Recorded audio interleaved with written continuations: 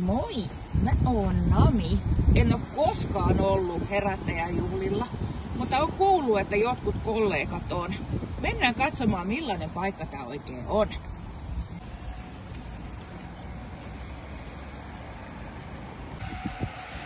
Hetkinen.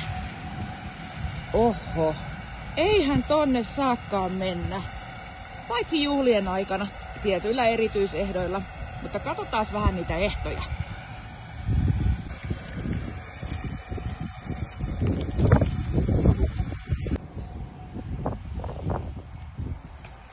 No mutta noille ruohokentille me ei saadakaan mennä, koska pissa ja kakka.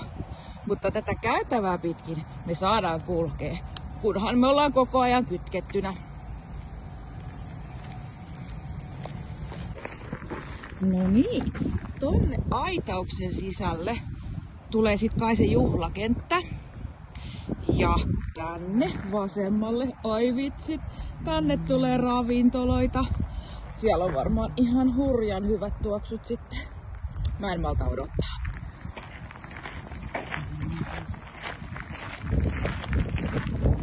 Tässä on kyllä pala nurmikkoa, jonne saa koirat tulla ja omistajat yhdessä.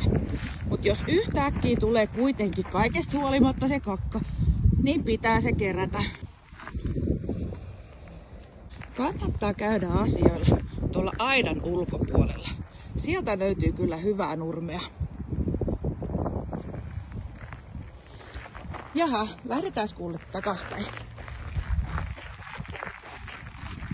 Tää on niin nähty tää urheilupuisto jo. Noniin, tultiin takas tähän parkkikselle. Tuolta kulman takaa, ton valkoisen talon takaa, jos nyt satutte näkemään niin kauas, niin siellä on muuten koirapuisto. Ja siellä saa päästellä sit isoimmat intoilut irti. Että semmoista. Heippa!